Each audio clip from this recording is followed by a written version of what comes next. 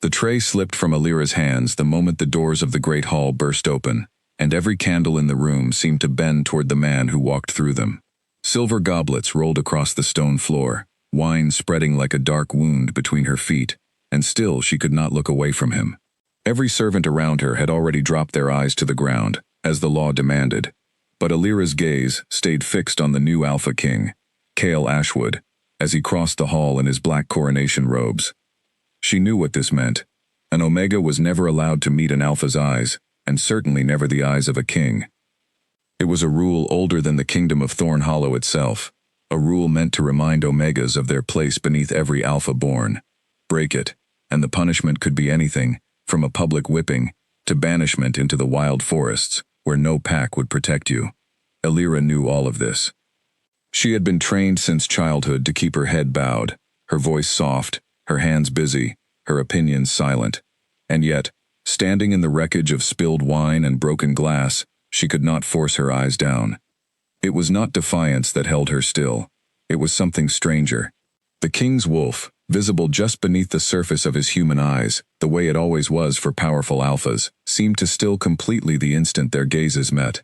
For one heartbeat, the whole hall seemed to hold its breath with him. Then the moment broke. A noblewoman gasped. A guard stepped forward with his hand already reaching for Alira's arm, and Chaol Ashwood, king of Thornhollow for only 3 hours, looked at the servant girl kneeling in a pool of wine, with an expression none of his courtiers had ever seen on his face before. Not anger, but confusion. Alira dropped to her knees so fast her bones ached against the stone. "Forgive me, my king," she whispered, forehead nearly touching the floor, heart slamming against her ribs so hard she was sure he could hear it. She had spent 19 years learning how to disappear into a room, how to become as unremarkable as the furniture, and in one careless second she had undone all of it. "Look at me," Chaol said. The words dropped into the silence, like a stone into still water. Every noble in the hall turned. Servants along the walls flinched, because everyone knew what this command truly meant.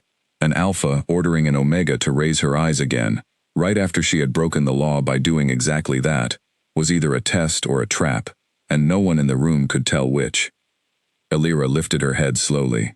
Her whole body trembled, not from fear alone, but from something warmer and far more dangerous that had started to unfurl low in her chest the instant she looked into his eyes again.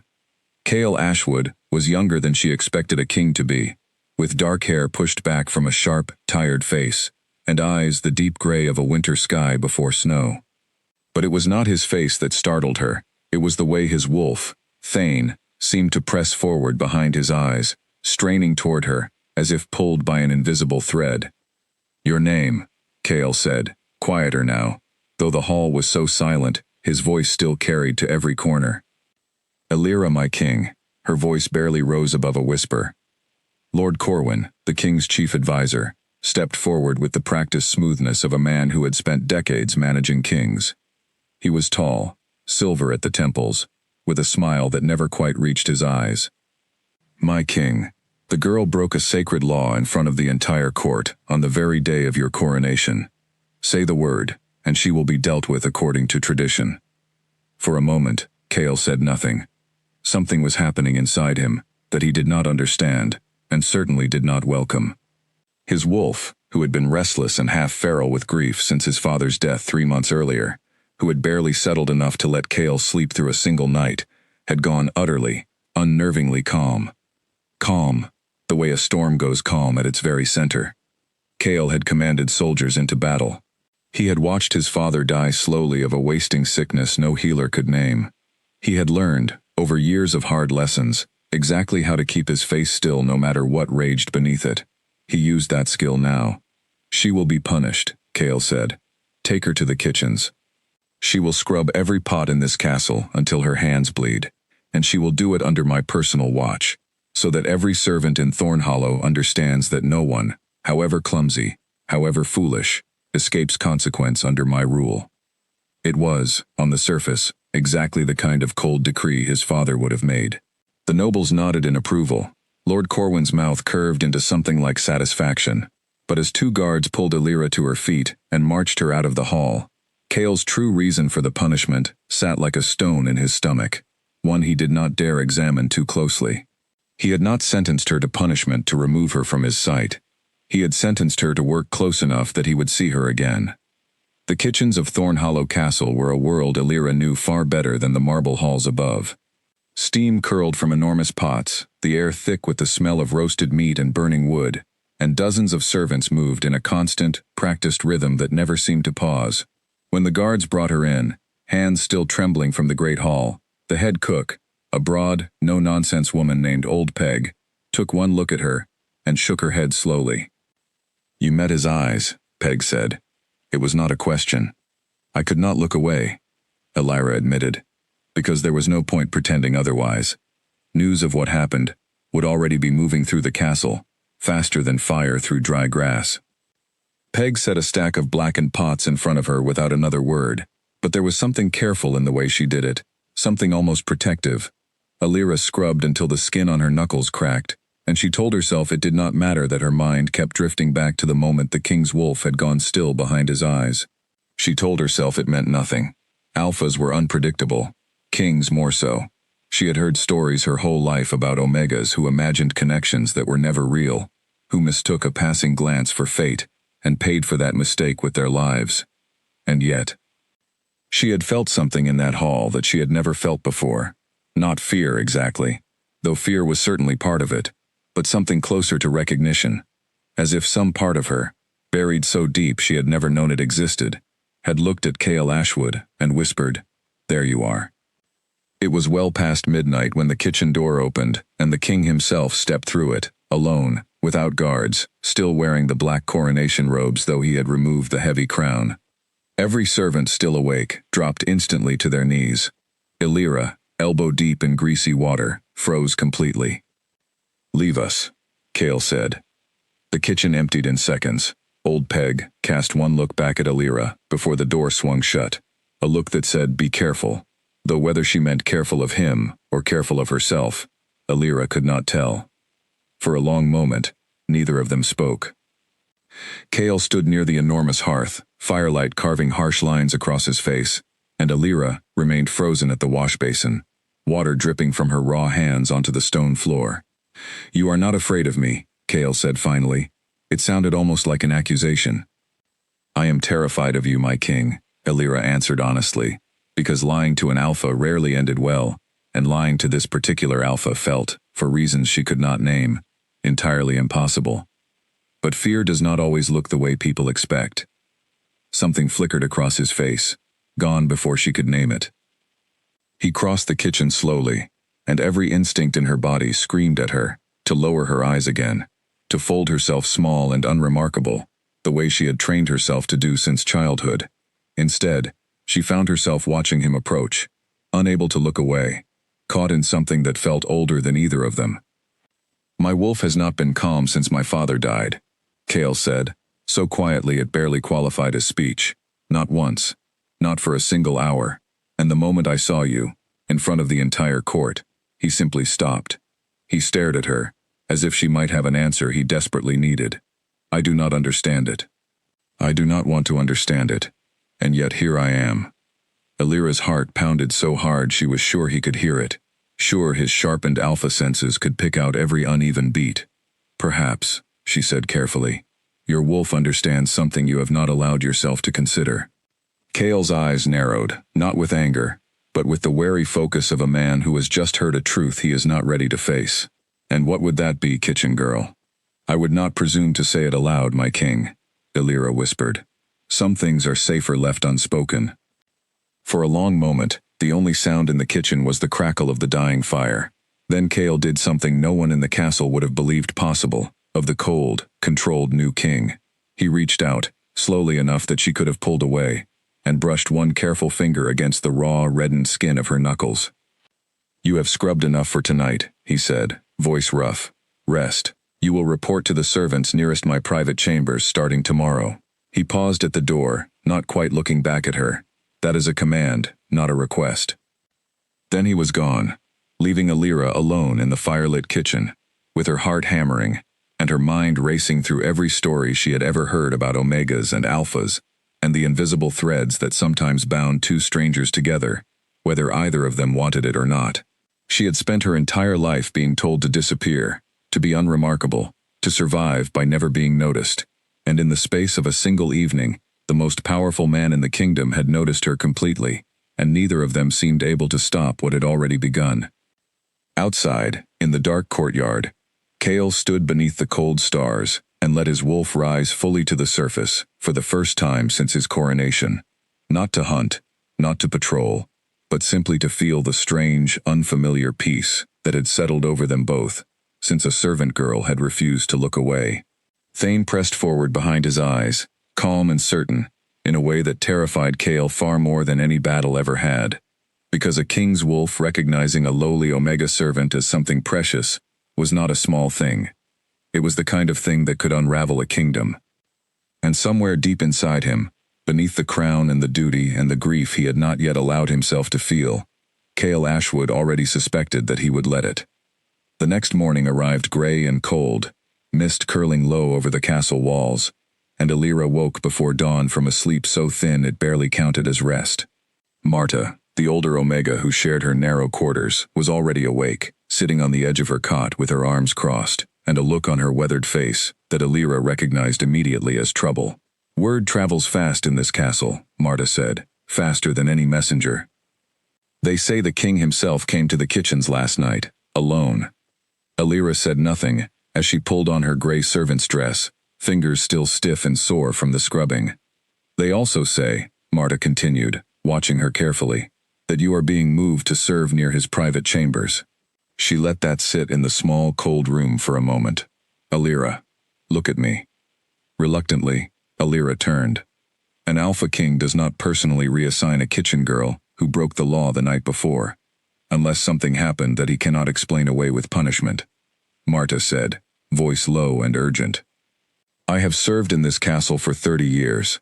I watched his father rule with an iron hand and a colder heart. I have seen Omegas punished for less than what you did last night in that hall. If the king is protecting you instead of destroying you, there is only one reason old enough and strong enough to explain it." Illyra's hand stilled on the laces of her dress. "Say it plainly, Marta." "His wolf recognized you," Marta said, "not as a servant, as something else entirely." The word hung between them, unspoken, but understood by both. Fated mate, a bond so rare that most alphas went their entire lives without finding it, a bond so powerful that when it did occur, it was said to override every law, every arranged marriage, every carefully built alliance a kingdom depended on. It was also, Illyra knew, exactly the kind of bond that made a king's advisors nervous, made rival kingdoms suspicious, and made an ordinary Omega servant into either the luckiest woman alive or the most dangerous target in the entire castle. "That is impossible," Illyra said, though her voice shook as she said it. "I am no one. My parents died when I was young. I have no name, no lineage, no title. Kings do not bond with servants." Marta's expression softened, but there was something guarded in it too, something Illyra had noticed before and never quite understood. "Fate," the older woman said carefully, "does not always ask permission before it chooses, and it does not always explain itself right away either." She reached out and squeezed Illyra's hand. "Whatever is happening between you and that king, be careful. Bonds like this one do not stay secret for long, and not everyone in this castle will be happy to see an Omega servant standing that close to the throne." Illyra thought of Lord Corwin's cold, satisfied smile in the great hall, the way his eyes had followed her as the guards led her away, calculating something she could not yet name. She thought of Chaol's finger brushing gently over her raw knuckles, the rough honesty in his voice when he admitted his wolf had gone still for the first time since his father's death. Two very different men, both watching her now for very different reasons, and she had no idea yet which one would decide her fate.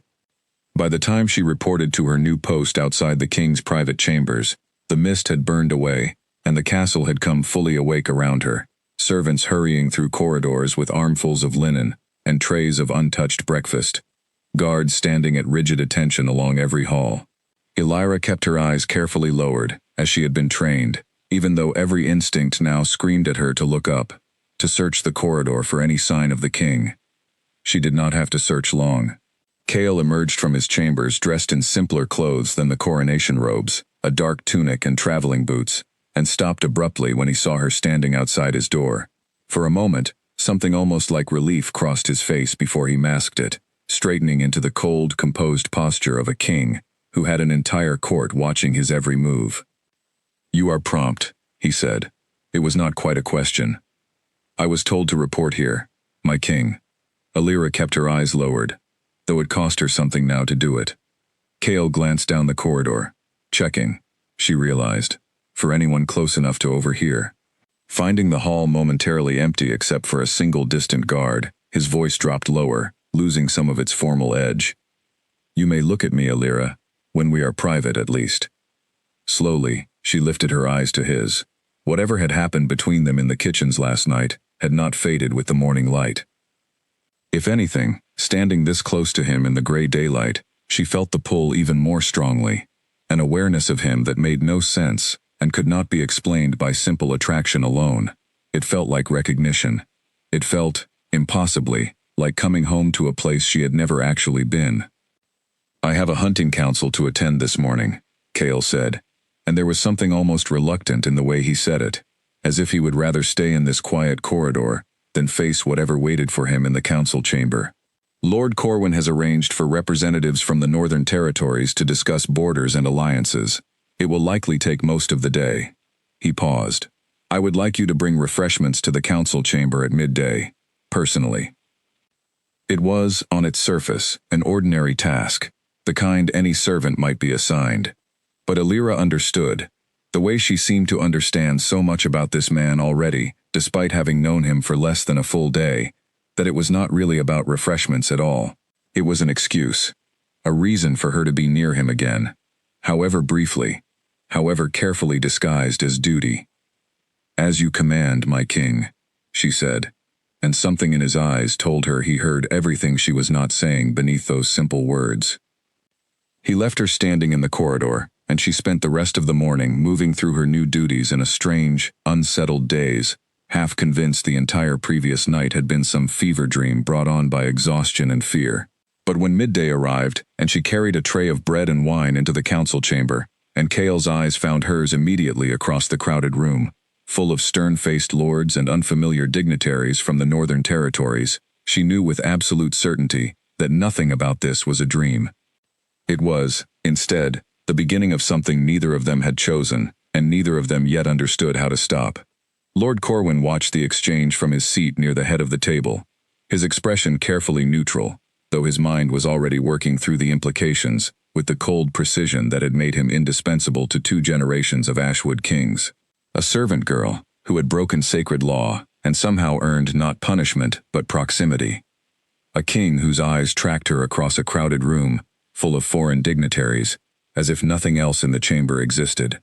Corwin had served long enough to recognize the signs of a fated bond when he saw one, and he understood, better than almost anyone else in the castle, exactly how dangerous such a bond could become for a kingdom that desperately needed the stability of a strong political marriage. He said nothing during the council session, but that evening, alone in his private study, Lord Corwin began quietly gathering information about the servant girl named Alira, starting with a simple, unanswered question that troubled him more than he wanted to admit. For a girl with no family, no lineage, and no name worth remembering, why did something about her feel so unsettlingly familiar? Outside, the sun was setting over Thornhollow, painting the castle walls in shades of gold and rust, and somewhere within those walls, a king and a servant girl were both lying awake, separated by stone corridors and centuries of law, both wondering the exact same thing: how something that felt so certain, so undeniably right, could also feel like the most dangerous mistake either of them had ever made. Neither of them yet knew how right they were to worry. The bond between them had only just begun to stir, and already it had drawn the attention of a man who would do almost anything to keep it from ever fully waking.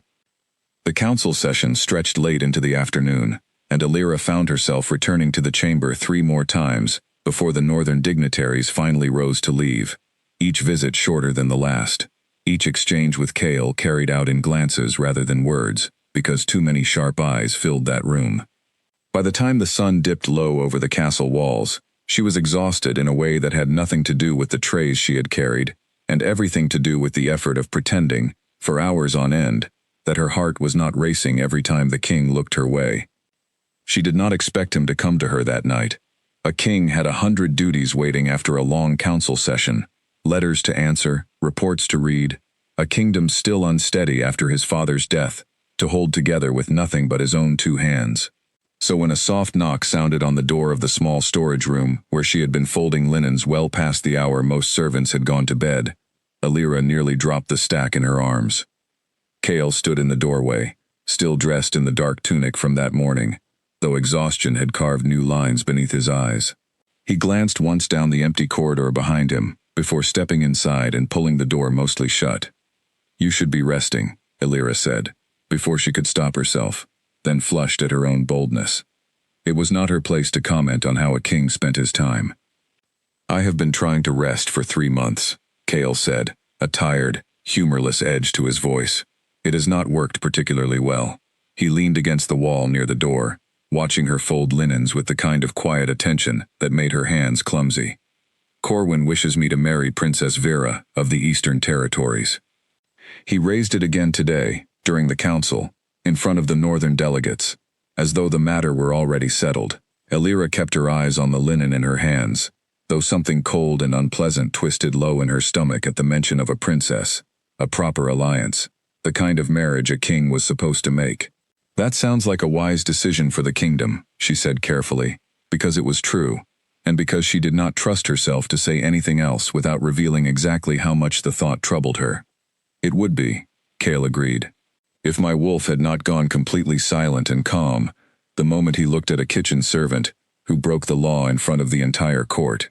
He pushed off the wall and crossed the small room until he stood close enough that she had to tilt her head back to meet his eyes. "I have spent my whole life being told that duty comes before everything else. My father drilled it into me before I could walk. Marry for the kingdom, rule for the kingdom, feel nothing that does not serve the kingdom." His jaw tightened. "And then I met you, and for the first time since he died, I stopped hearing that voice in my head, telling me what I am supposed to want." Alira's heart pounded so loudly she was certain he could hear it. "My king, you barely know me. I know that my wolf has not settled since the day my father passed. Not once, not for a single hour, until the moment he saw you," Chaol said quietly. "I know that I have spent the entire day finding excuses to walk past whatever corridor you happen to be working in. I know that none of this makes any sense, and I have tried, all day, to talk myself out of it." He shook his head slowly. "I could not." The small storage room felt suddenly too warm, too close, filled with something neither of them had named aloud but both clearly felt. Alira set the linens down with careful, deliberate slowness, buying herself a moment to steady her voice before she spoke. "What you are describing," she said finally, "is dangerous for both of us. I am an Omega servant with no family, and no name worth mentioning. You are the king of Thornhollow. If what your wolf feels is real, it will not simply go away, because it is inconvenient. But it also cannot become something the whole court knows about. Not yet. Not while men like Lord Corwin are already watching me too closely." Chaol's expression sharpened at that. "Corwin has spoken to you?" "No," Alira said, "but I have seen the way he looks at me. Like a puzzle he intends to solve, whether or not the pieces want to be found." She met his eyes steadily, some of her earlier caution giving way to something more direct. "Be careful with him, my king. A man who serves his king's ambitions as faithfully as he does, rarely does so for free." Something troubled crossed Chaol's face, as though her words had struck a note he had already half suspected but not wanted to examine too closely. "Corwin has served this castle since before I was born. He was my father's most trusted advisor. That does not mean he is yours," Alira said softly. For a long moment, Chaol simply looked at her, and Alira had the strange, dizzying sense that he was seeing her clearly for the first time, not as a servant, not as an Omega bound by law to keep her eyes lowered, but as a person whose opinion he genuinely wanted to hear. It was a feeling she had never experienced before in her entire life, and it frightened her almost as much as it warmed something long frozen in her chest. "I should go," Chaol said finally, though he made no immediate move toward the door. "If anyone finds me here, alone with you, at this hour, it will raise questions neither of us are ready to answer." "Then go," Alira whispered, though some traitorous part of her did not want him to. He lingered a moment longer, close enough that she could feel the warmth radiating from him in the cool storage room, close enough that the air between them seemed to hum with something unspoken. Then, with visible effort, he stepped back, putting careful distance between them. "Tomorrow," he said, "I have arranged a hunting expedition into the northern woods, partly for diplomacy with the visiting delegates, partly because I need to clear my head before Corwin corners me again about Princess Vera.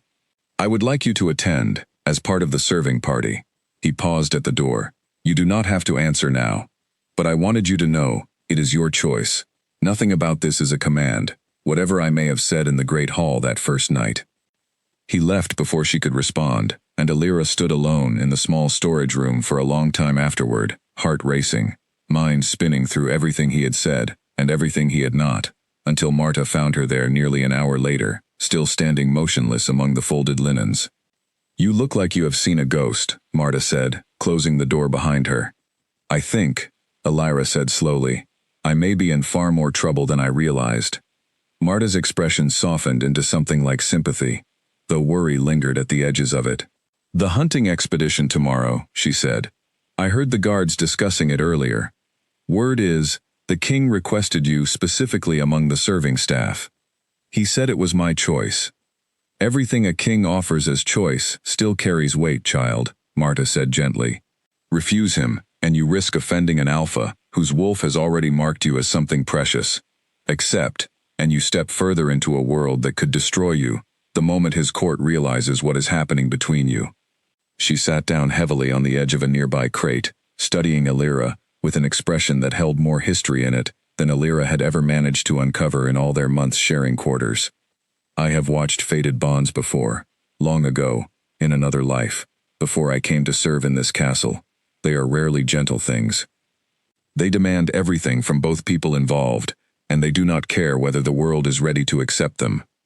"You speak as though you know this from more than stories," Alira said carefully. Something flickered across Marta's weathered face, old grief surfacing briefly before she pushed it back down. "That is a conversation for another night," she said, standing again with the brisk efficiency that usually meant the subject was closed. "For now, decide what you want, Alira. Not what is safe, not what is expected, what you actually want.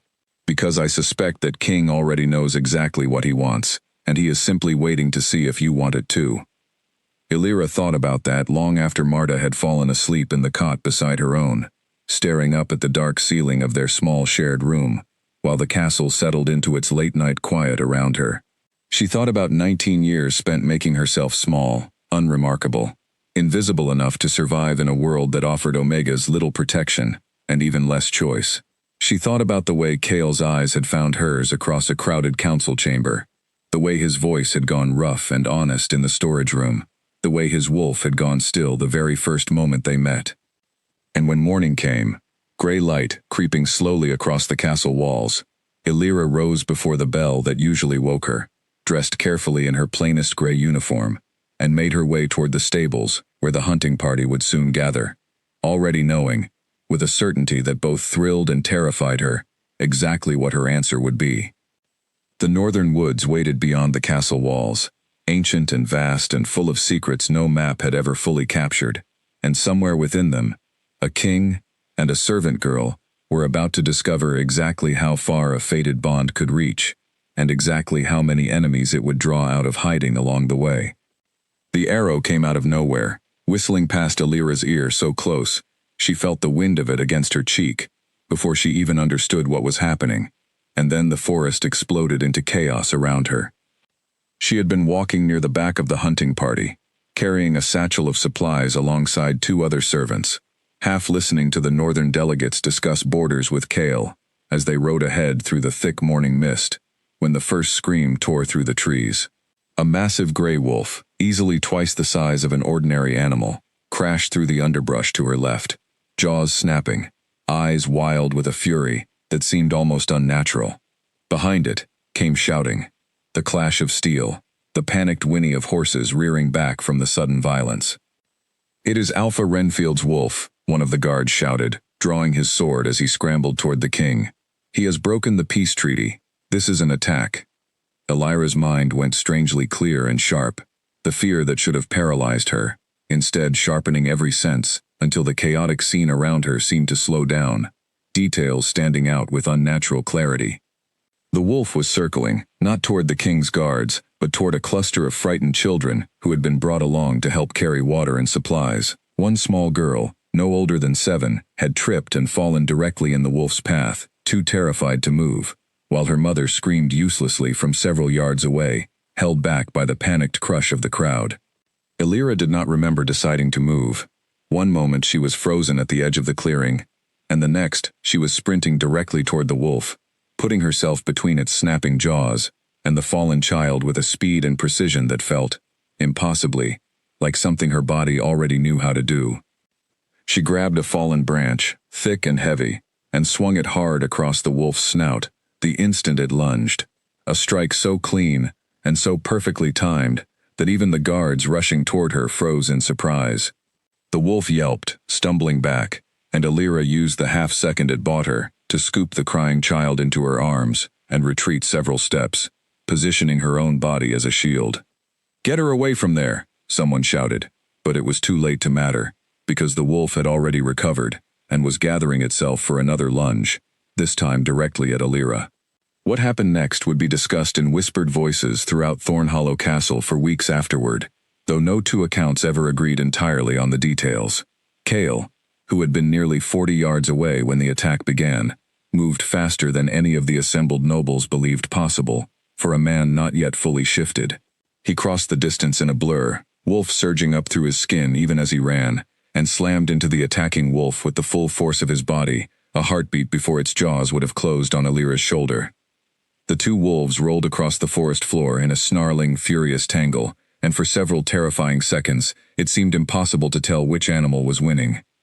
Illyra stumbled backward, still clutching the frightened child, her heart hammering so hard she could barely breathe, watching in horror as Chaol's wolf, Thane, fought with a ferocity she had never imagined the composed, careful king capable of.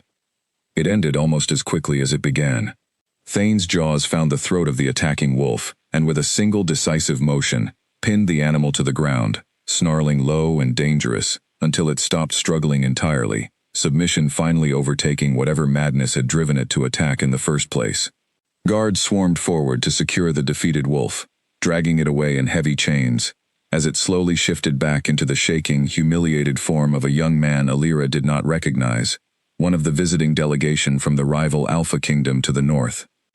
Only then did Chaol turn back toward Illyra, still in wolf form, and cross the clearing at a pace that had nothing hurried about it, and everything deliberate. He shifted back to human form mid-stride, uncaring of the chaos still unfolding around them, uncaring of the dozens of eyes watching, and reached her in 3 long strides. "Are you hurt?" His voice was rough, urgent, stripped of every carefully controlled edge he usually wore, like armor in front of his court. "I am fine," Illyra said, though her hands were shaking as she passed the crying child back to her frantic mother. "The girl is unharmed. I only meant to buy time until the guards. You put yourself between an attacking wolf and a child with nothing but a tree branch," Chaol said, and there was something in his voice that was not quite anger, though it carried the same intensity. "Where did you learn to move like that?" Illyra opened her mouth to answer and found, for the first time in the conversation, that she genuinely did not know.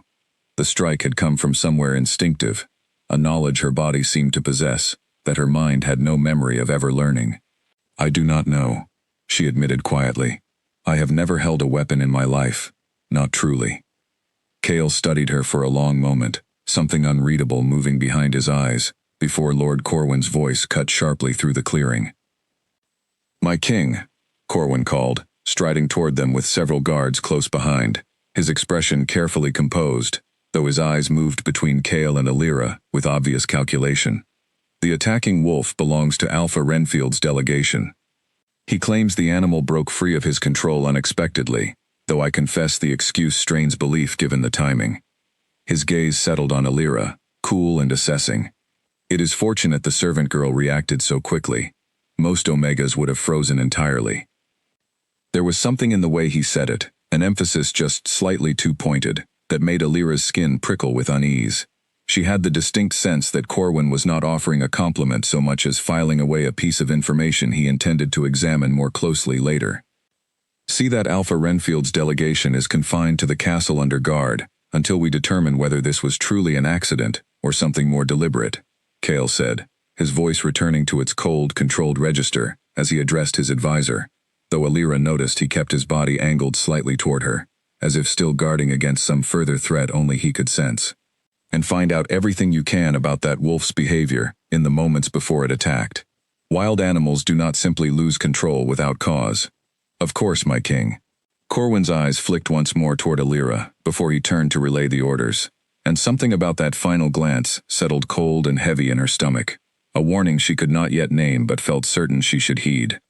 The hunting party returned to the castle in a somber, watchful mood, the earlier ease of the morning replaced by tense silence and darting, suspicious glances. Alira walked near the back of the procession as she had before, though now she felt eyes on her from every direction, servants and nobles alike whispering behind raised hands about the kitchen girl who had fought off an attacking wolf with nothing but a tree branch and raw nerve. It was late in the evening, after the frightened delegation had been confined to guarded quarters and the castle had finally begun to settle, that Cale found her again, this time in the quiet garden behind the servants' wing where she had gone to be alone with her still racing thoughts. "You saved that child's life today," Cale said, appearing at the edge of the garden without announcement, moonlight silvering the sharp lines of his face. "Anyone would have done the same," Alira said, though she knew that was not entirely true. Most servants, trained their whole lives to remain small and passive in the face of danger, would have frozen exactly as Corwin had suggested. That is not true, and we both know it. Cale crossed the garden, until he stood close enough that she could feel the warmth radiating from him, despite the cool night air. "I have spent all day trying to understand what I witnessed, the way you moved, the precision of that strike. It was not luck, Alira. It was skill. Trained skill." He studied her face carefully. "Where does a kitchen servant with no family learn to fight like a soldier?" Alira's chest tightened with a familiar, uncomfortable ache, the same one she felt whenever anyone probed too closely into the empty years before her earliest solid memories. "I do not know," she said again, and this time her voice cracked slightly on the words. "My earliest memory is arriving at an Omega house when I was perhaps 5 or 6 years old. Before that, there is only fragments. A woman's voice singing, the smell of pine trees, a feeling of running through darkness with someone's hand gripping mine so tightly it hurt." She shook her head, frustration and old grief mixing together. "I have never had answers about where I came from, my king. Only questions no one has ever been able to help me answer." Something shifted in Cale's expression, something careful and thoughtful, that made Alira wonder, not for the first time, exactly how much this king already suspected about her, that she did not yet know herself. "I intend to find those answers," Cale said quietly, with the same unshakable certainty he had used when declaring his wolf had gone still for the first time in months. "Whatever you are, Alira, whoever you were before that Omega house found you, I believe it matters. I believe it matters more than either of us currently understands." He reached out, brushing a stray strand of hair back from her face, with a gentleness that felt entirely at odds with the powerful, controlled king the rest of the court believed him to be. "Today, you fought like someone born to protect others, not serve them. I do not think that is an accident." Alira leaned, almost unconsciously, into the warmth of his touch, some deep and ancient part of her recognizing safety in his nearness, even as every rule she had been raised to follow screamed that this closeness was forbidden, dangerous, impossible. "And if the answers we find are dangerous ones?" she asked softly. "If whatever I am threatens the stability you have worked so hard to protect since your father died, then we will face that danger together," Cale said, and the simple certainty in his voice settled something in her chest that had been unsettled since the moment they first met in the great hall, wine spilling across the stone floor, his wolf going impossibly still. "I did not choose this bond, Alira, neither did you. But I am done pretending I want to fight against it." Behind them, unseen in the shadows of the garden wall, Lord Corwin stood motionless, having followed the king on some pretense of urgent business that had quickly become forgotten, the moment he overheard the true purpose of this quiet meeting. He listened to every word with growing unease, his mind already racing ahead to calculations far more dangerous than simple political inconvenience. A servant girl, with no memory of her past. Fighting skills that suggested formal training, the kind reserved for noble houses and warrior bloodlines. A fated bond the king seemed determined to pursue, despite every political and traditional obstacle standing in its way. Corwin had served the Ashwood family faithfully for over 2 decades, through wars and treaties, and the slow, grinding work of holding a kingdom together. He had watched Cale's father build alliances with careful, patient sacrifice, and he had no intention of watching a nameless kitchen servant unravel decades of that careful work over something as unreliable as fate. Whatever this girl truly was, Corwin decided, as he slipped quietly away into the darkened corridors of the castle, he intended to find out before Cale did, and he intended to make certain that whatever answers emerged served the kingdom's interests, rather than a king's inconvenient heart. The garden fell quiet again, moonlight settling over Cale and Alira as they stood together in the cool night air, neither of them yet aware of the danger already gathering in the shadows behind them. Danger that would soon force both the king and the servant girl to confront exactly how far they were willing to go to protect a bond that neither of them had asked for, but neither of them was willing to let go. Marta was waiting when Alira slipped back into their shared quarters well past midnight, sitting bolt upright on her cot, with a single candle burning low beside her, and the moment Alira closed the door behind her, she knew something had changed. "Sit down," Marta said, and there was a gravity in her voice Alira had never heard before, not once in all the months they had shared this small room together. "I have put this off far longer than I should have. Tonight, after what happened in the forest, I cannot put it off any longer." Alira sat slowly on the edge of her own cot, unease prickling along her arms. "Marta, you are frightening me." "Good," Marta said grimly. "You should be frightened. What I am about to tell you will change everything, and I need you to understand, before I say another word, that I kept this from you to protect you, not to deceive you." She took a long, steadying breath. 20 years ago, I did not serve in this castle as a kitchen worker. I served a noble house to the west, a bloodline nearly as old as the Ashwood family itself, an alpha house that fell into disgrace and ruin when its leader was accused of treason against the crown. Alira's heart began to pound, some instinct she could not name, warning her that this story led somewhere she was not prepared for. "The accusation was false," Marta continued, her weathered face tight with old grief. "I know this because I served in that household, and I knew the family well. But false accusations matter little when the accuser holds enough power to make them stick. The entire bloodline was condemned. Executions were ordered for every member of the family, down to the smallest child, to ensure no descendant could ever rise to challenge the throne, or seek revenge for what had been done to them." Her voice dropped even lower. "I was given one task before the soldiers arrived: get the youngest child out. Hide her somewhere no one would ever think to look." The candle flickered between them, casting long, trembling shadows across the small room, and Alira found she could not breathe properly, some deep and ancient part of her already understanding what Marta was about to say, before the words fully formed. "I carried a 5-year-old girl through the forest for 3 days and 3 nights, Marta said, tears finally slipping down her weathered cheeks. "I changed her name. I stripped her of every trace of her former life. I left her at an Omega house, far enough from her family's territory that no one would ever connect her to the bloodline she came from, and I prayed every single day since that I had done enough to keep her safe." She reached out and took Alira's trembling hands in her own. "I have watched you grow up in this castle for 14 years, child. Always close enough to protect you if I could. Never daring to tell you the truth because the truth itself was the danger. But after today, after what I watched you do in that forest, fighting with skills your body remembers even though your mind does not, I cannot keep pretending any longer."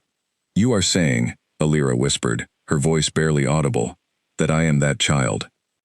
"You are Alira Vane," Marta said, the name landing in the small room like a physical weight. "Last surviving daughter of Alpha Corin Vane, whose bloodline was one of the oldest and strongest in this entire kingdom, before it was destroyed by false accusations and someone's careful ambition. The fighting instincts you displayed today were not luck, Alira. They were memory. Deep, buried memory of training that began before you could even properly speak.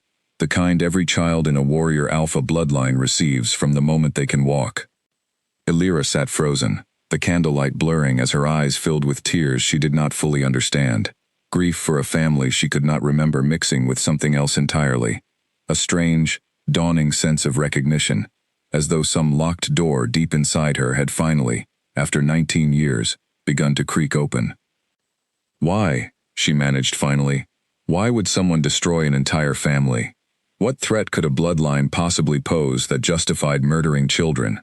Marta's expression turned grim, in a way that made Illyra's stomach twist with dread, even before the answer came. Power, child. Your father's bloodline held claim, through an old and mostly forgotten treaty, to territories that bordered the Ashwood family's own lands. Territories rich in resources that a certain ambitious advisor believed should belong to the crown outright, rather than remain divided under an old alliance agreement. She squeezed Illyra's hands tighter. I never learned who orchestrated the false accusation with absolute certainty, but I have my suspicions, and they have grown stronger every year I have watched him rise in power within these very castle walls. The candle flickered violently, as if the room itself understood the weight of what was about to be spoken, and Illyra felt ice settle into her veins even before Marta said the name. Lord Corwin was a junior advisor in the old king's court 20 years ago, Marta said quietly. Young, ambitious, hungry for influence he did not yet possess. He was the one who first brought the treason accusation against your father to the king's attention. He was the one who pushed hardest for the harshest possible punishment, arguing that mercy would only invite future rebellion. Her jaw tightened. And in the years since, as the disputed territories were absorbed fully into crown lands, Lord Corwin's own influence and personal holdings grew substantially. I have never been able to prove it, but I have never once believed his accusations were about justice. Illyra sat in stunned silence, the pieces of her entire life rearranging themselves with dizzying speed. The strange, careful way Corwin's eyes had followed her in the forest clearing, the pointed comment about how unusual it was for an Omega to react so quickly and skillfully to danger. The unsettling sense she had felt from their very first encounter, that this man was watching her far too closely, calculating something she could not yet see. He suspects, Illyra whispered. He has suspected since the moment I fought off that wolf today. Which means, Marta said, urgency sharpening her voice, we no longer have the luxury of time. If Corwin confirms your true identity, before you and the king have any protection in place, he will not hesitate to remove you, one way or another, to keep his old crimes buried and his current influence secure. A servant girl can disappear from this castle without anyone asking too many questions. A rediscovered heir to a wrongfully destroyed bloodline, however, standing close enough to a king whose wolf has already marked her as fated mate, is a threat Corwin cannot afford to let live. I have to tell Cale, Illyra said, rising suddenly, her mind racing through everything this revelation meant, not just for her own safety, but for the strange, undeniable bond that had drawn her toward the king from their very first meeting. Be careful how you tell him, Marta warned, catching her arm before she could reach the door. If word of your true identity spreads too quickly, before the king has time to properly protect you, Corwin may act rashly to silence you before any formal claim can be made. Trust the king, if your heart tells you that you can, but trust no one else within these castle walls, until we understand exactly how deep Corwin's influence truly runs. Illyra nodded, her heart pounding with a dizzying mixture of fear and something else, something that felt almost like hope, the first true understanding of who she actually was, after 19 years of unanswered questions and empty spaces where memory should have lived. She was not simply a nameless servant that fate had cruelly thrown into a king's path. She was Illyra Vane, daughter of a bloodline as old and proud as the one Cale himself carried. A woman whose fighting instincts had been trained into her before she could speak, whose family had been stolen from her by the very man who now served as the king's most trusted advisor. It changed everything, and yet, standing in the small candlelit room, with Marta's tearful confession still ringing in her ears, Illyra understood with sudden clarity that it also changed nothing about the danger closing in around her. If anything, the truth made that danger sharper, closer, and infinitely more deadly, because now there was a name Lord Corwin would recognize, a bloodline he had worked 20 years to erase completely, standing directly between him and everything he had built. The candle finally guttered out, plunging the small room into darkness, and Alira sat awake long into the night, turning her true name over in her mind again and again. Alira Vane. Alira Vane. Until it began, slowly and painfully, to feel like something she might one day be brave enough to claim. Princess Vera arrives within the week, Lord Corwin announced the following morning, sliding a sealed letter across the council table toward Chaol, with the smooth efficiency of a man who had already decided how this conversation would end. Her father has agreed to the marriage alliance in principle, contingent on a formal courtship period here at Thornhollow. This union secures our eastern border and doubles our access to the trade routes through the mountain passes, my king. It is, without exaggeration, the most advantageous alliance available to this kingdom in a generation. Chaol stared at the letter without touching it, his jaw tight, his mind consumed with thoughts he had no intention of sharing in this crowded council chamber. Alira had come to him late the previous night, after the castle had gone quiet, and told him everything Marta had revealed, her true name, her stolen bloodline, the 20-year-old crime that had shattered her family, and quietly enriched the very man now pushing him toward a political marriage, with practiced, patient insistence. He had listened to every word with a cold fury, building steadily beneath his controlled exterior, and it took every ounce of discipline he possessed to sit across from Corwin now and betray nothing of what he knew. I will consider the courtship, Chaol said finally, choosing his words with careful precision. But I will not be rushed into a formal commitment, Corwin. This kingdom needs stability, yes. It does not need a king who makes decisions of this magnitude out of panic rather than certainty. Corwin's expression flickered, something sharp and calculating passing briefly behind his eyes, before he smoothed it away into practiced patience. Of course, my king. I only wish to see this kingdom secure, as I have wished for over 2 decades of faithful service. He gathered his papers with deliberate slowness. Though I confess, I have noticed certain distractions occupying your attention of late. Distractions that concern me, given how much rides on the decisions ahead of us. The threat, thinly veiled beneath courtly language, hung in the air between them, and Chaol felt Thane surge forward behind his eyes, a low, protective growl building in his chest that he barely managed to suppress. Speak plainly, Corwin, or do not speak at all. As you wish, my king. Corwin's smile did not reach his eyes. The kitchen servant, Alira. Her behavior during the hunting incident raised questions among several of the visiting delegates. Questions about her background, her training, her sudden and rather convenient proximity to your private chambers. I would advise caution regarding how much attention you continue to give her, before those questions grow into something more difficult to manage. Every instinct in Chaol screamed to defend her, to declare the truth of her heritage right there in the council chamber, and challenge Corwin to deny his own crimes. But Marta's warning, relayed through Alira's careful account of the previous night, echoed loudly in his mind. Act rashly, and Corwin might move to silence Alira before any formal protection could be arranged. Chaol forced his expression into cold neutrality, the same mask his father had worn for decades, and gave a single, curt nod. Noted, he said, and nothing more, leaving the council chamber with a barely restrained fury simmering just beneath his skin. The following days passed in a strange, tense rhythm, Chaol maintaining careful public distance from Alira, while working feverishly in private to gather what allies and resources he could. He sent trusted messengers to the Western Territories, quietly seeking any surviving records that might corroborate Marta's account of Alpha Corwin Vane's wrongful destruction 2 decades earlier. He met privately with the captain of his personal guard, a grizzled, loyal Alpha named Garrick, who had served the Ashwood family long before Corwin ever entered the picture, and began, carefully and quietly, to determine exactly how much support he could count on, if the truth ever forced a direct confrontation. And each night, when the castle finally settled into silence, he found his way to Alira, sometimes in the quiet garden, sometimes in the small storage room, where they had first spoken honestly, always careful, always watchful of eyes that might be watching in return. Corwin grows more suspicious, Alira told him one such evening, nearly a week after the hunting incident, as they sat together on an old wooden bench, half hidden behind a hedge of climbing roses. Marta says, he has been asking quiet questions among the older kitchen staff, trying to learn more about my earliest years in the Omega house. He is careful, but he is not subtle enough to go entirely unnoticed. I have found records, Chaol said quietly, from a border garrison near the old Vane territories. A junior officer's account from 20 years ago, describing irregularities in the evidence presented against your father. Nothing conclusive on its own, but enough to raise serious questions if presented alongside other testimony.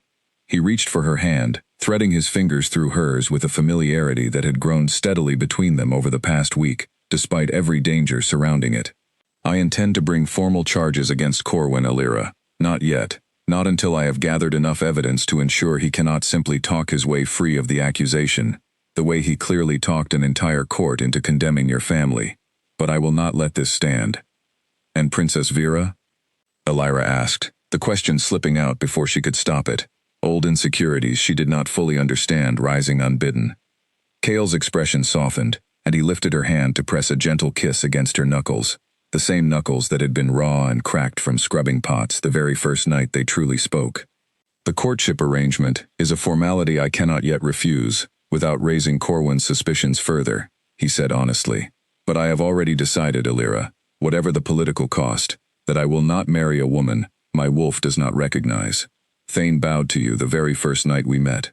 He has not wavered since, not for one single moment. I do not intend to spend my life ignoring that truth simply because tradition finds it inconvenient. Relief and something warmer, something that felt dangerously close to happiness, despite everything threatening them, spread through Alira's chest at his words. The court will not accept an Omega servant as your queen, Cale. Not without proof of the bloodline Marta claims I carry. And even with proof, a bloodline once condemned for treason, however falsely, is not an easy thing to restore to honor. Then we find the proof, Cale said, with the same unshakable determination he had carried since their very first conversation in the firelit kitchen. And if the court still refuses to accept it, then we make them understand exactly what kind of king I intend to be, one who values truth and loyalty over convenient lies that have already cost one innocent family everything. Princess Vera arrived at Thornhollow 3 days later, and Alira watched from a careful distance as the beautiful, poised young woman was welcomed with formal ceremony into the castle she had come to think of, however cautiously, as something close to home. Vera was gracious and clearly intelligent, engaging Cale in conversations about trade agreements and border policies with genuine skill, and for one uncomfortable moment, watching them together across the great hall, Alira felt the old, familiar fear rise up inside her, the fear of being unremarkable, easily replaced, ultimately unworthy of the king's attention, despite whatever bond his wolf insisted upon. But that evening, when Cale found his way to her once again in their now familiar quiet garden, he seemed to sense exactly what troubled her, without needing to be told. Princess Vera is a capable woman, he said, settling beside her on the old wooden bench. She would likely make a competent political partner, and a fair queen, in the way that most arranged marriages produce competent, fair partnerships. He turned to face her fully, moonlight softening the sharp lines of his features. But competent and fair is not what I want, Alira. I have watched my father live an entire life bound by duty and cold arrangement, and I watched it slowly hollow him out until nothing remained but the crown itself. I do not intend to repeat his mistake.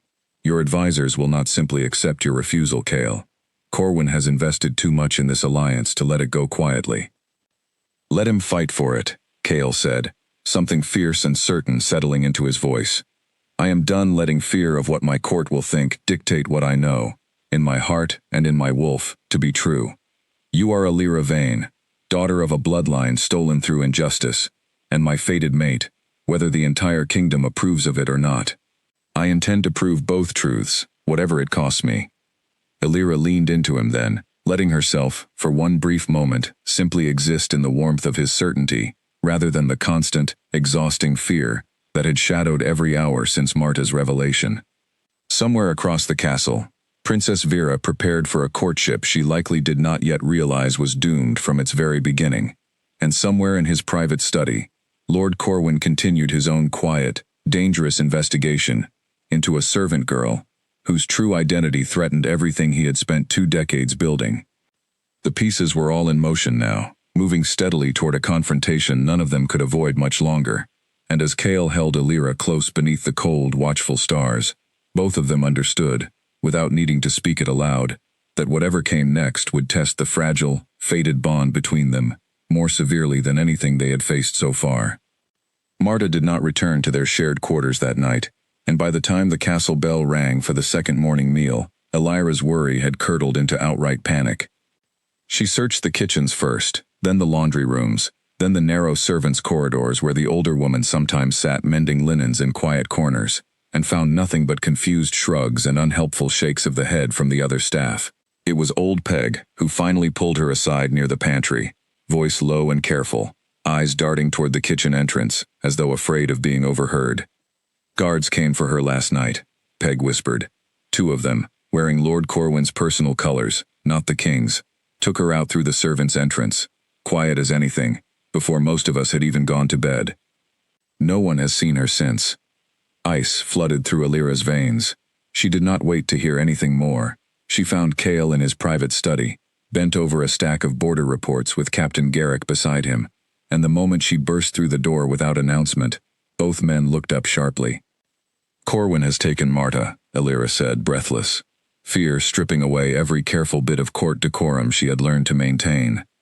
"Guards in his personal colors removed her from the servants' quarters last night. No one has seen her since." Cale was on his feet before she finished speaking, his expression darkening into something cold and dangerous that Elira had not yet witnessed in all their weeks together.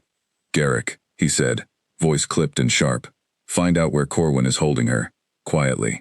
I do not want him alerted that we know, until we understand exactly what he intends." "My king," Garrick said grimly, already moving toward the door. "If he has taken her to question her about the Vane bloodline, he may not intend to let her walk away from that conversation at all." The words landed like a physical blow, and Elira's knees nearly buckled beneath the weight of them.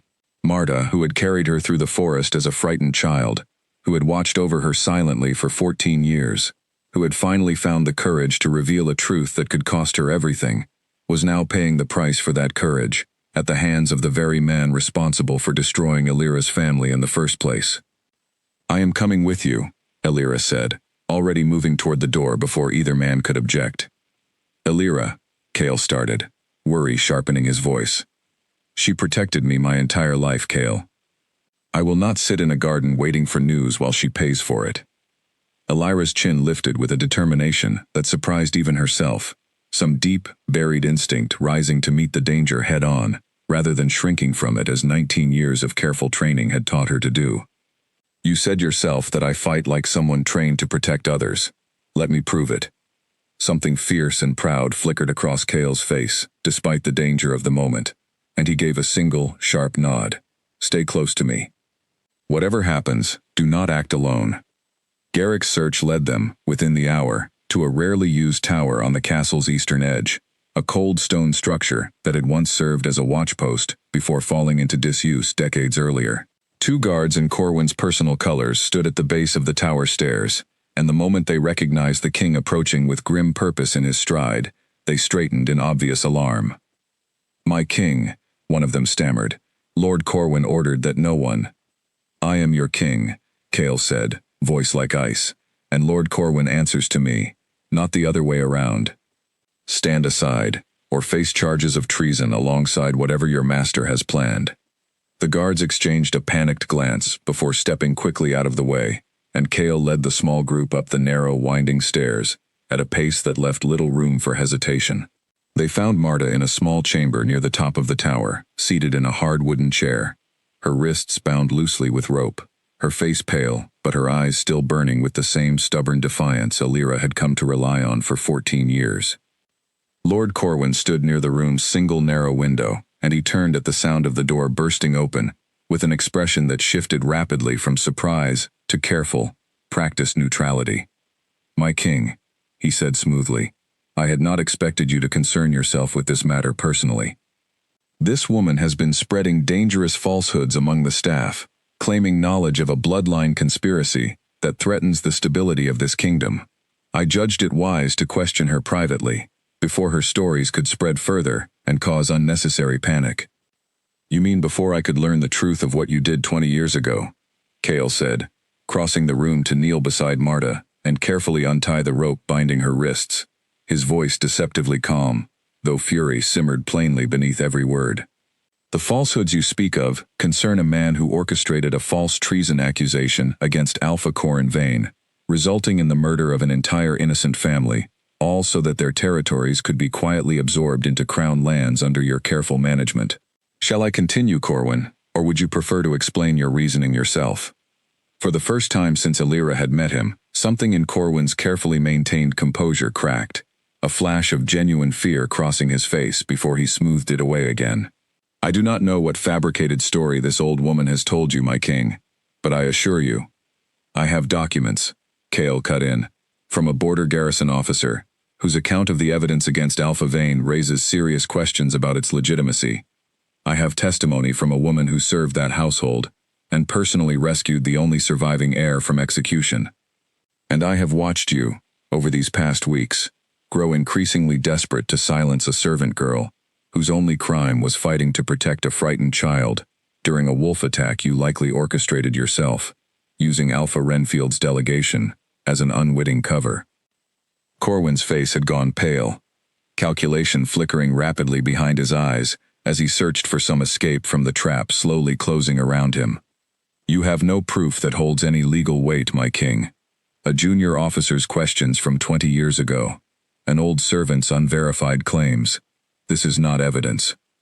This is desperation, born from your own inconvenient infatuation with a nameless kitchen girl. Careful, Corwin, Cale said, voice dropping into something dangerously quiet, as Thane surged forward behind his eyes, barely restrained. That nameless kitchen girl is Alira Vane, daughter of the family you destroyed, and my fated mate. Threaten her again, in word or in action, and I will not extend you the courtesy of a formal trial before I deal with you personally. Silence stretched taut through the small tower chamber, broken only by Marta's ragged, relieved breathing, as Cale finally freed her wrists completely. Corwin stood frozen near the window, his mind clearly racing through options that were narrowing by the second, and Alira watched him with a strange, steady calm settling over her own racing heart, some deep instinct recognizing that the true confrontation, the one that would determine everything, had not yet arrived, but was drawing inexorably closer with every passing moment.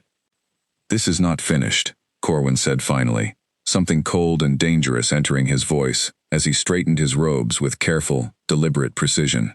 You may believe you hold the advantage now, my king, surrounded by loyal guards in a tower only you knew to search. But a kingdom's court does not run on private confessions and desperate accusations alone. I have served this crown faithfully for 2 decades. My word carries weight, that a servant girl's unverified bloodline claim, however dramatic, will struggle to overcome.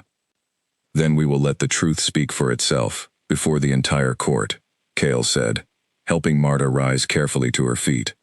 I will not hide this any longer, Corwin. Not the bond, not the bloodline, not your crimes. You have forced my hand by threatening the people I intend to protect, and I promise you, that was your final mistake. Corwin's eyes moved once more to Alira, cold and calculating despite the fear still lingering beneath his composed exterior, and in that single, lingering look, Alira understood with absolute certainty that this man would not simply accept defeat quietly. Whatever came next, whatever confrontation the court demanded, Lord Corwin would fight to protect 2 decades of carefully built power with every resource still available to him, and that fight, she knew, was far from over. They left the tower together, Marta leaning heavily on Alira's arm, Cale walking close on her other side with Thane still restless and watchful beneath his skin, and behind them, Lord Corwin remained standing at the narrow window, already turning his mind toward whatever desperate scheme might yet save him from the reckoning bearing down on him at last. The stranger arrived at Thorn Hollow's western gate just after midnight, cloaked and hooded against the cold, and it took the guard captain nearly a full minute of tense questioning before he agreed to escort the man directly to the king's private study, rather than the dungeon cells where suspicious late-night visitors usually found themselves detained. My king, Garrick said, ushering the stranger inside with visible wariness. This man claims to have information regarding the Vane bloodline. He rode 3 days without rest to reach the castle. The stranger lowered his hood to reveal a weathered, older face, deep lines carved by years of hard living, and eyes that held a wary intelligence Cale recognized immediately as the look of a man who had spent a very long time being careful about what he said, and to whom. Alira, Seated near the fire where she had been waiting anxiously with Cale and Marta, since word first reached them of the mysterious visitor, felt something tighten in her chest at the stranger's next words. "My name is Perrin," the man said. "I served as a border garrison officer 20 years ago, stationed near the old Vane territories. The night soldiers came to arrest Alpha Corin Vane for treason." He glanced briefly at Marta, recognition flickering across his tired features. "I know this woman. I remember her running through the garrison camp that night, carrying a child, begging any soldier who would listen to look away and let her pass." He drew a folded, weathered document from beneath his cloak, handling it with the careful reverence of a man who had guarded it for 2 decades. "I kept this. The original evidence report submitted against Alpha Vane, before Lord Corwin's office rewrote it into the version presented to the court. I always suspected something was wrong with the official account. This proves it." Cale took the document with steady hands, though Alira could see the careful control it took him to keep his expression neutral as he read. Marta leaned forward, tears already gathering in her eyes, as old grief and long-awaited vindication mixed together on her weathered face. "The original report," Perrin explained, "makes no mention of the letters supposedly found, proving Alpha Vane's treasonous correspondence with a rival kingdom. Those letters appeared only in the final version submitted to the Crown, weeks after the initial investigation had already concluded that no credible evidence of treason existed. I have spent 20 years wondering if I should have spoken sooner. When I finally heard whispers, passed quietly along old garrison networks, that the last surviving Vane heir might still be alive and standing beside the new king, I knew I could not stay silent any longer." "Why did you wait until now?" Alira asked softly, unable to hold the question back. Perrin's weathered face tightened with old shame. "Lord Corwin was already a rising power 20 years ago, my lady. Speaking against him then would have meant my death, and likely accomplished nothing beyond that, since your family was already condemned before I understood the truth clearly enough to act. I told myself, for many years, that silence was survival rather than cowardice. I am not certain, even now, that I entirely believe my own excuse." He met her eyes directly, something like an apology in his weathered gaze. "But I am here now, my lady, and I will testify before the full court to everything I witnessed and everything I know, whatever the cost to myself." Cale set the document down carefully on his desk, his mind already working through the implications, with the same careful strategic focus he had once used to plan hunting expeditions and border negotiations. This, combined with Marta's testimony and my own observations of Corwin's increasingly desperate behavior, may finally be enough to bring formal charges before the full court.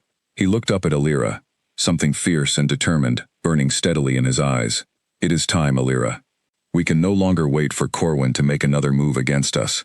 We take this evidence to the court ourselves, publicly, before he has any further chance to bury the truth or silence another witness." The decision, once made, set into motion a flurry of careful preparation over the following days. Garrick quietly gathered a small group of guards, whose loyalty to the crown, rather than to Corwin's long-standing influence, he trusted absolutely. Perrin remained hidden within the castle under careful protection, his testimony too valuable and too dangerous to risk losing before the formal hearing could be arranged. Marta worked alongside Alira each evening, helping her understand fragments of the old Vane family history, small details that occasionally sparked flickers of genuine memory beneath Alira's careful, uncertain recollections. "Your mother had dark hair, like yours," Marta told her one evening, sitting together in the quiet garden that had become their refuge over these tense, uncertain weeks. "She used to sing an old traveling song while she worked, something about a river finding its way home, no matter how many turns it had to take."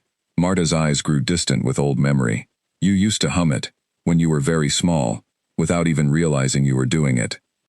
Alira closed her eyes, trying desperately to reach past the empty fog that had always shrouded her earliest years, and for one brief, startling moment, a fragment of melody rose unbidden in her mind, wordless and half-remembered but unmistakably real. Tears sprang to her eyes before she fully understood why. "I remember it," she whispered. "Just barely, but I remember it." Marta squeezed her hand, tears of her own gathering at the corner of her eyes. "She loved you fiercely, child. Whatever else this castle and this court eventually decide about your bloodline and your claim, know that much is certain. You were loved, deeply and completely, by a family who wanted nothing more than to watch you grow up safely. The formal hearing was set for 1 week later, and as the day approached, tension within the castle grew steadily thicker, rumors spreading through every corridor, despite everyone's careful efforts at discretion. Princess Vera, whose courtship arrangement with Kale had grown increasingly strained under the weight of secrets neither Kale nor Alira had yet fully explained to her, requested a private audience with Alira only 2 days before the hearing, an invitation that filled Alira with considerable unease. She found the princess waiting in a small, elegant sitting room, dressed simply for once, without the elaborate formal jewelry she typically wore, and something in Vera's careful, direct gaze suggested this conversation would not follow the polite, superficial script courtly etiquette usually demanded. "I am not a fool," Vera said without preamble, once the door had closed behind them. "I have watched King Kale's eyes follow you across every room we have shared these past weeks, and I have heard enough whispers among the staff to understand roughly what is happening, even if the full truth has been kept from me." She studied Alira with an expression that held more understanding than accusation. "I did not come here to demand explanations, or to make this more difficult than it already clearly is. I came to tell you that I release him from any obligation toward our arranged courtship, effective immediately." Relief and surprise mingled in Alira's chest, quickly followed by genuine gratitude. "Princess Vera, I did not intend—" "I know you did not intend any of this," Vera said, a small wry smile touching her lips. "Fated bonds do not consult anyone's intentions before they take hold, or so I have always been told, though I confess, I never expected to witness one so clearly myself." She rose gracefully, moving toward the door. "I will tell my father the alliance failed to develop naturally, which is true enough, and he will find some other advantageous arrangement soon enough, I am sure. Kingdoms rarely lack for ambitious families eager to secure a royal marriage." At the door, she paused, glancing back with genuine warmth in her expression. "Whatever the court decides about your bloodline, Alira, I hope you find the happiness that Bond seems determined to offer you. Few people are fortunate enough to be chosen so completely by fate itself." Alira watched her leave with a heart full of gratitude, and no small amount of amazement at the princess's unexpected grace. One more piece of the increasingly complicated situation settling into place before the coming confrontation.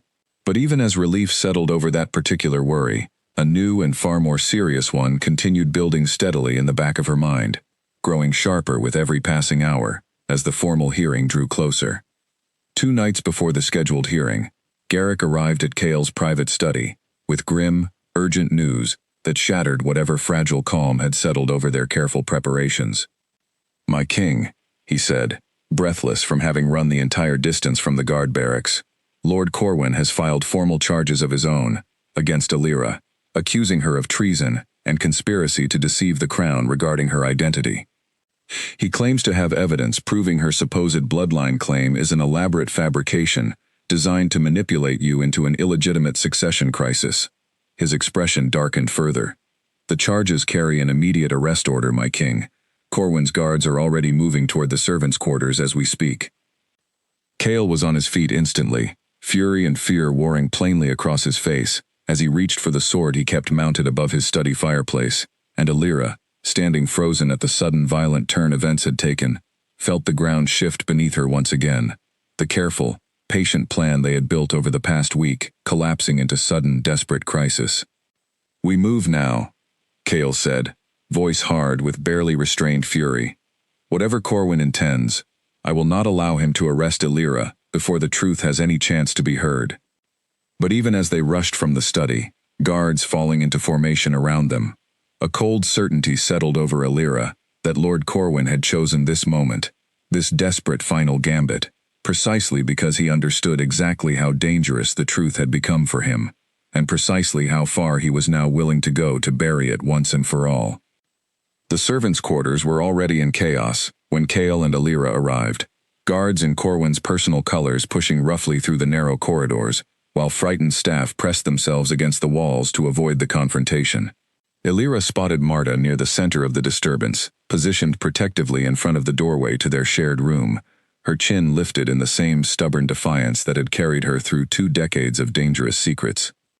"Stand down," Kale's voice cut through the corridor like a blade, and every guard present froze instantly at the unmistakable command of their king. By whose authority are you conducting an arrest within my castle without my direct order? One guard, older and clearly senior among the group, stepped forward with obvious discomfort. Lord Corwin's authority, my king, under the formal treason charges filed against the servant Alira this evening. The charges carry standard arrest protocol, requiring immediate custody pending the court hearing. Formal treason charges filed against a woman whose true identity Lord Corwin has spent 20 years desperately trying to erase, Cale said, his voice carrying clearly through the now silent corridor, loud enough that every frightened servant pressed against the walls could hear every word. Charges filed, I would wager, mere hours before formal evidence proving his own crimes was set to be presented before this very court. Murmurs rippled through the assembled staff, and Alira watched the senior guard's expression shift from confused duty to genuine uncertainty. Before anyone could speak further, Lord Corwin himself appeared at the end of the corridor, flanked by 2 additional guards, his composed exterior finally beginning to fray at the edges.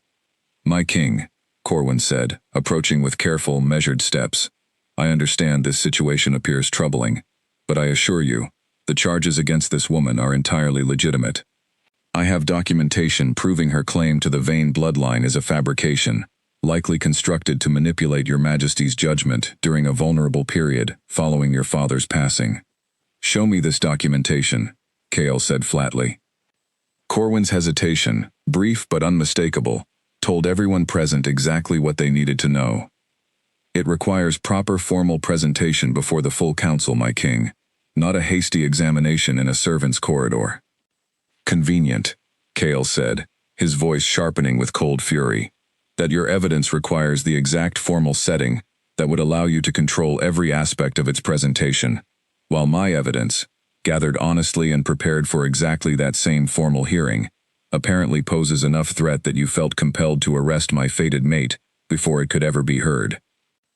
The word fated mate landed heavily through the silent corridor, and Alira watched understanding dawn across the faces of the gathered servants, disbelief mixing with something that looked, unexpectedly, like hope.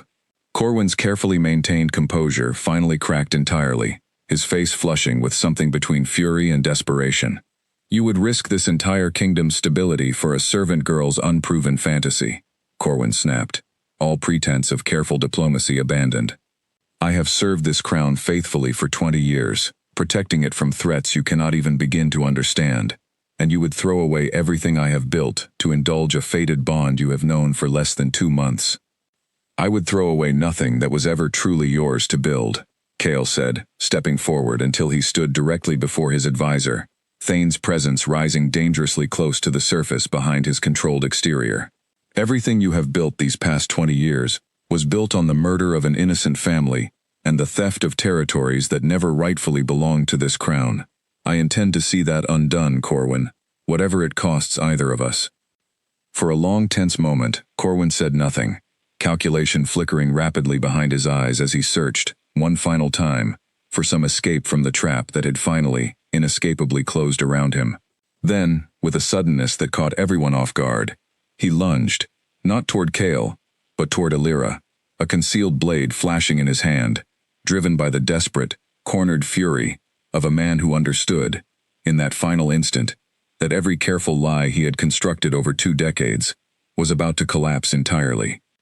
Cale moved faster than thought, shifting mid-motion into Thane's powerful form, and intercepting Corwin's lunge with brutal, decisive force, knocking the blade from his hand and pinning him against the corridor wall with a snarl that echoed through the stone hallway like thunder.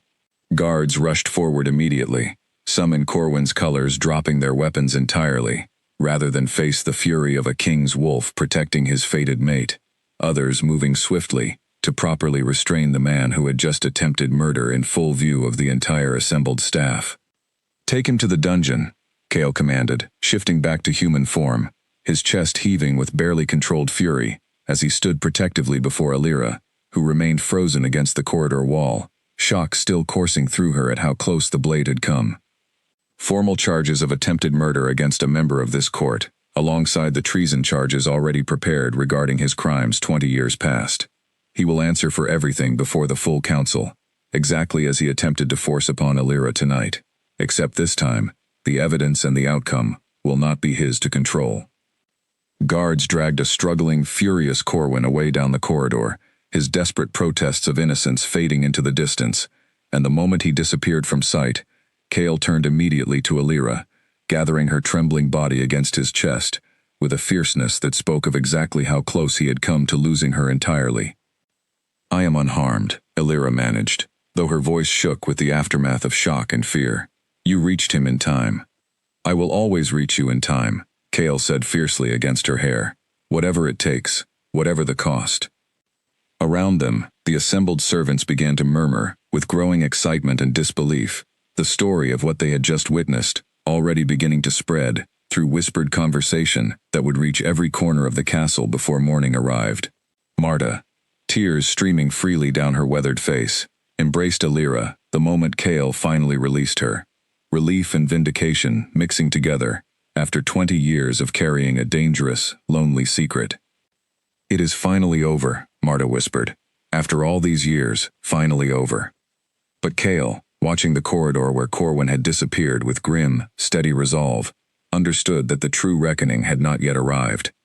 Corwin's arrest, however dramatic and however deserved, was only the beginning of a formal process that would require the full weight of evidence, testimony, and public confrontation before the entire court to finally, completely restore what had been stolen from Alira's family 2 decades earlier, and to formally establish, before every noble and every citizen of Thornhollow, exactly what kind of king he intended to be.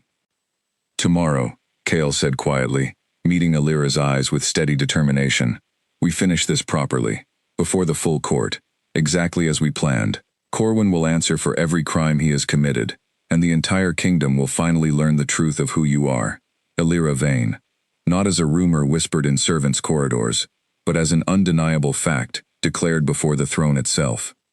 Alira nodded, exhaustion and lingering fear giving way slowly to something steadier, something that felt, for the first time in her entire uncertain life, remarkably close to hope. Whatever tomorrow's formal hearing brought, whatever challenges the court's ancient traditions still posed to a bond neither she nor Cale had chosen, but both had come to treasure completely, she understood now, standing in the aftermath of Corwin's desperate final betrayal, that she would face it exactly as she had faced the wolf in that forest clearing weeks earlier, without flinching, and without ever lowering her eyes again. The great hall had never been so full. Every noble house within riding distance of Thornhollow had arrived by mid-morning, drawn by rumors that had spread through the kingdom faster than any formal announcement could have managed, and by the time Cale took his seat upon the throne, flanked by Captain Garrick and a full contingent of guards loyal directly to the crown, the chamber buzzed with a tense, expectant energy that made the very air feel charged. Alira stood near the front of the assembled crowd, dressed not in her usual gray servant's uniform, but in a simple, elegant dress of deep green that Marta had insisted upon, standing close enough to Cale's throne that her position alone spoke volumes to every noble watching, even before a single word of formal testimony had been spoken. Marta stood beside her, steady and resolute despite the enormity of what was about to unfold, and Perrin the garrison officer waited nearby, his weathered face set with grim determination, to finally speak the truth he had carried silently for 2 long decades. Lord Corwin was brought before the throne in chains, his once immaculate robes replaced with the plain gray clothing of a prisoner, his composure a fragile, brittle thing, compared to the smooth confidence he had carried through every previous appearance in this very hall. Whispers rippled through the assembled nobles at the sight of him, disbelief evident on many faces that the king's most trusted advisor of 2 decades now stood accused of treason and attempted murder. "Lord Corwin," Cale said, his voice carrying clearly through the silent chamber, "you stand accused of orchestrating the wrongful destruction of Alpha Corwin Vane's household 20 years ago, falsifying evidence to secure a treason conviction against an innocent family, and of attempting to murder the last surviving heir of that family, only 2 nights past, when the truth of your crimes grew too close for you to bury any further. How do you answer these charges?" Corwin lifted his chin, some remnant of his old defiance surfacing even in chains. "I answer that everything I did for the stability and prosperity of this kingdom, my king. The Vane territories were unstable, poorly governed, a constant source of border disputes that threatened the crown's authority. Their absorption strengthened Thornhollow immeasurably. Whatever methods I employed to achieve that outcome, the result speaks for itself. A murmur of discomfort moved through the assembled nobles at his bold admission, and Cale's expression hardened further. "You confess, then, to orchestrating a false treason charge that resulted in the murder of an entire innocent family, including children." "I confess to making difficult decisions that lesser men lacked the strength to make," Corwin said, something almost proud entering his ruined voice, as though even now, facing certain judgment, he could not fully accept that his actions had been wrong, rather than simply necessary. "I have served this crown faithfully for 20 years, my king, sacrificing my own comfort and reputation to handle the unpleasant work that stability sometimes requires. I would ask this court to weigh that service honestly against whatever judgment it now intends to render." Perrin stepped forward then, unable to remain silent any longer, his weathered voice cutting through the tension with quiet, unshakable conviction. "I was there, 20 years ago, when the original evidence against Alpha Vane was gathered. I can testify, before this entire court, that no credible proof of treason existed in that original investigation. The letters presented as evidence of treasonous correspondence appeared only weeks later, added to the official record, after Lord Corwin's office had already taken control of the case. He met Corwin's eyes directly, no trace of his old fear remaining. "Those letters were fabricated, my king. I have carried that knowledge silently for 20 years, and I will not carry it silently any longer." Gasps rippled through the assembled nobles, and Corwin's composure finally cracked entirely, fury and desperation twisting his features as he strained uselessly against the chains binding him. "Lies," he snapped, "spoken by a coward who abandoned his post 20 years ago, and now seeks to reinvent himself as some noble truth-teller." "Enough," Cale said, his voice carrying such absolute authority that even Corwin fell silent immediately. He rose from his throne, descending the short steps until he stood directly before the assembled court, close enough to Elira that every noble present understood exactly what was about to happen. "I have heard sufficient testimony and reviewed sufficient evidence to render judgment on Lord Corwin's crimes. But before I do, this court deserves to understand fully what those crimes cost, not in territories or treaties, but in the destruction of an entire innocent family, and the theft of an identity from a woman who has served this castle faithfully for 14 years without ever knowing who she truly was." He turned to face Elira directly, and the entire chamber fell into absolute silence, every noble present sensing that something unprecedented was about to unfold before them. "This is Elira Vane," Cale announced, his voice ringing clearly through the great hall. "Daughter of Alpha Corin Vane, last surviving heir of a bloodline wrongfully destroyed 20 years ago through Lord Corwin's false accusations. She carries the training and instincts of that proud warrior bloodline, proven beyond doubt when she defended a frightened child from an attacking wolf with nothing but raw courage and a tree branch. She carries the testimony of a woman who risked everything to save her as a child, and the testimony of an honest officer who has waited 20 years for the courage to speak the truth." He paused, and something shifted in his expression, the cold, controlled mask of the king, giving way to something far more vulnerable and far more certain. "And she carries my wolf's absolute, unwavering recognition as his fated mate, a bond that has not wavered for a single moment since the night we first met, when Thane went still and calm for the first time since my father's death." A wave of astonished murmurs swept through the great hall, nobles turning to whisper urgently with one another, and Elira felt her heart pound so violently she was certain the entire chamber could hear it. Cale turned fully to face her now, ignoring the assembled court entirely, his eyes holding only her. "I have spent my entire life being told that duty must come before everything else," Cale said, his voice softening despite still carrying clearly through the silent hall. "That a king's heart belongs to his kingdom first, and to himself only as an afterthought. I believed that, for a long time, because it was the only way of ruling I had ever been taught." He reached for her hand, holding it gently but firmly before the entire assembled court. "But I have learned, these past weeks, that a king who cannot honor the truth his own wolf recognizes is not truly serving his kingdom at all. He is only serving old fears, dressed up as duty." Then, before the entire astonished court, before every noble house gathered within the great hall, Cale Ashwood, King of Thornhollow, allowed his wolf to rise fully to the surface, shifting completely in front of the throne itself, an act no king within living memory had ever performed during a formal court proceeding. Thane, massive and powerful, moved slowly toward Elira, and lowered his great head before her in unmistakable, deliberate submission, exactly as he had done in secret weeks earlier near the castle woodpile. Except now, every single person in the kingdom's most powerful families witnessed the act with their own eyes. The great hall erupted into stunned, disbelieving silence, broken finally by a single voice from among the assembled nobles, an old alpha lord, known throughout the kingdom for his strict adherence to tradition, who rose slowly to his feet, with tears unexpectedly gathering in his weathered eyes. "I have lived 70 years, the old lord said, his voice carrying through the silent hall, and I have never once witnessed a king's wolf bow to anyone, not to another alpha, not to a rival king, not even, in the old stories, to the ancient wolf spirits our ancestors once worshipped." He shook his head slowly, wonder replacing his earlier skepticism. "Whatever this bond is, whatever this kingdom's traditions may say about Omegas and their place, I have just witnessed something no law, however old, can rightfully deny." Chaol shifted back to human form, still holding Elira's hand, and turned to address the murmuring court with renewed authority. "Lord Corwin will face formal execution for his crimes of treason and attempted murder, as this kingdom's ancient law demands," he declared. "The Vane territories, wrongfully absorbed 20 years ago, will be formally restored to Elira Vane's rightful control, and her family's name will be publicly cleared of every false accusation ever leveled against it." He paused, his eyes never leaving Elira's face.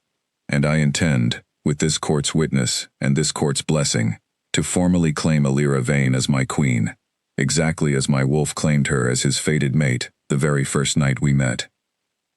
The great hall held its breath collectively, waiting to see whether the assembled nobles would accept this unprecedented declaration, or challenge it outright, and for one long, suspended moment, the outcome hung uncertain in the charged air between tradition and truth, between the weight of centuries-old law and the undeniable, witnessed proof of a bond no one present could rightfully dismiss. The old Alpha Lord who had spoken first was the one to break the suspended silence a second time, rising fully to his feet and bowing his head toward Elira with slow, deliberate respect. "I stand witness to a fated bond, confirmed before this entire court," he declared, his voice carrying the weight of tradition, finally bending rather than breaking. "By the old laws our ancestors wrote long before Thornhollow's more recent customs took hold, a king's wolf bowing to an Omega in full view of the assembled nobility settles the matter beyond any further dispute. I, for one, will not stand against what I witnessed with my own eyes today." Slowly, hesitantly at first, other noble houses began to follow his lead, rising one by one, to offer their own acknowledgement, some out of genuine conviction after witnessing Thane's unmistakable submission, others simply recognizing that opposing a king, whose wolf had bowed so publicly, combined with a bloodline now proven innocent of the very crime that had destroyed it, offered little political advantage and considerable risk. By the time the great hall finally settled into something resembling order again, the tide of the assembled court had shifted decisively, and Chaol's declaration stood not merely as royal decree, but as a truth the entire kingdom's most powerful families had witnessed, and however reluctantly in some cases, accepted. Lord Corwin's execution was carried out 3 days later, quiet and formal, without the public spectacle that might have turned his death into either martyrdom or entertainment for a kingdom still processing the shock of his crimes.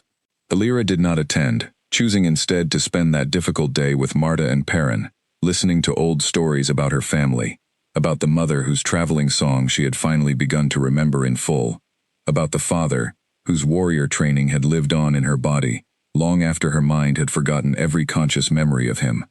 It was not triumph she felt when word reached her that justice had finally been served, but something quieter and more complicated, a grief for everything stolen that no execution could fully restore, mixed with a profound, settling relief that the truth had finally, undeniably won. The formal restoration of the Vane territories took considerably longer, weeks of careful administrative work as Chaol's council, now free of Corwin's corrupting influence, worked to properly transfer governance back to Elira's rightful claim. She traveled there herself, once the paperwork was finally settled, walking through the halls of a family estate she had no conscious memory of, but which nonetheless felt strangely, achingly familiar, as though her body remembered corridors her mind had long forgotten. Standing in what had once been her family's great hall, sunlight streaming through tall windows onto floors that generations of vain ancestors had once walked, Elira finally allowed herself to weep, not from grief alone, but from the overwhelming weight of finally, completely coming home.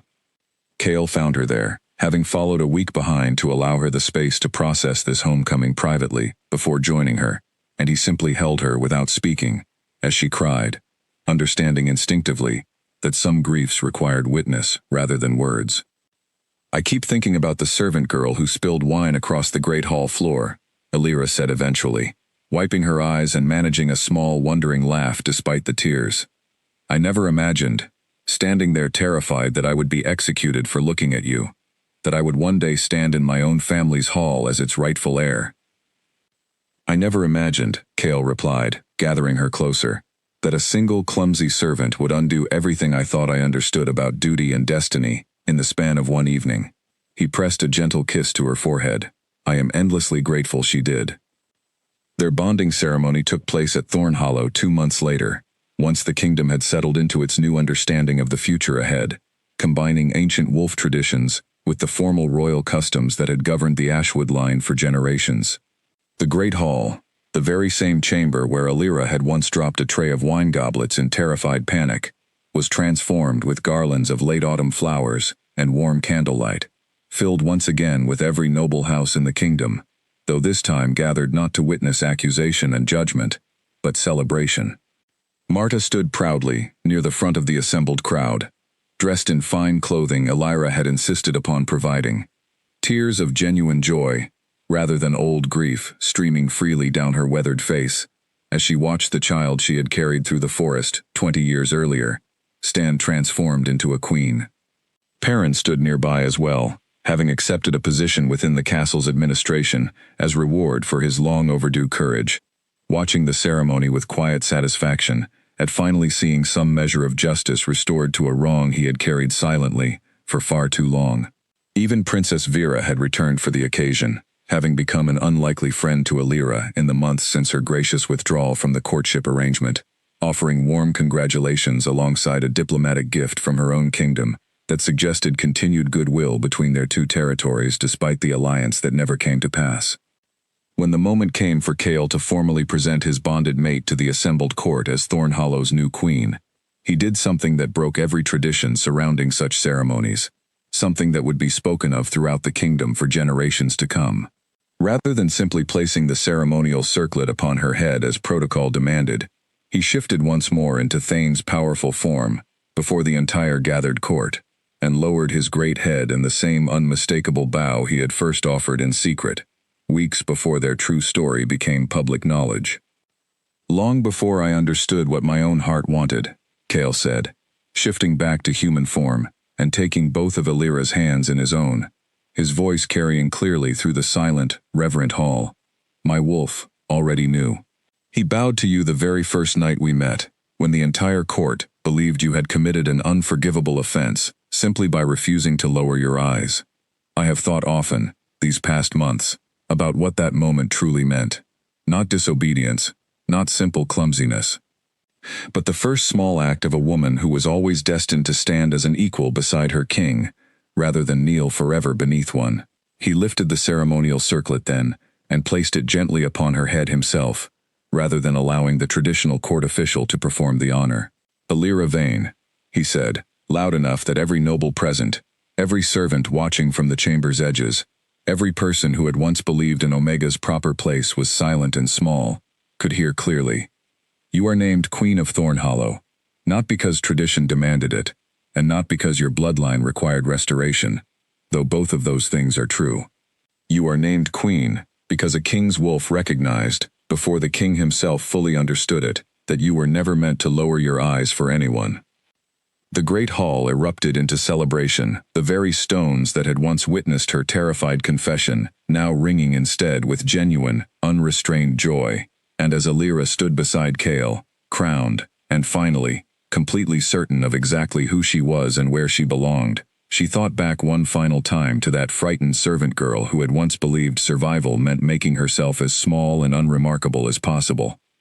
That girl was gone now, transformed not by magic or sudden fortune, but by the slow, steady courage of refusing to look away when everything in her had been trained to do exactly that. She had met a king's eyes when the law forbade it, and in doing so, had discovered not punishment, but the beginning of everything she had never known to hope for. Outside the castle walls, as the autumn evening settled into star-scattered darkness, the kingdom of Thornhollow celebrated long into the night, and within the great hall, a king and his queen stood together before their people, bound not by duty or arrangement, but by a fated recognition that no law, no advisor, and no old fear had ultimately proven strong enough to deny. The wolf had bowed first. The king had simply, finally, learned to follow.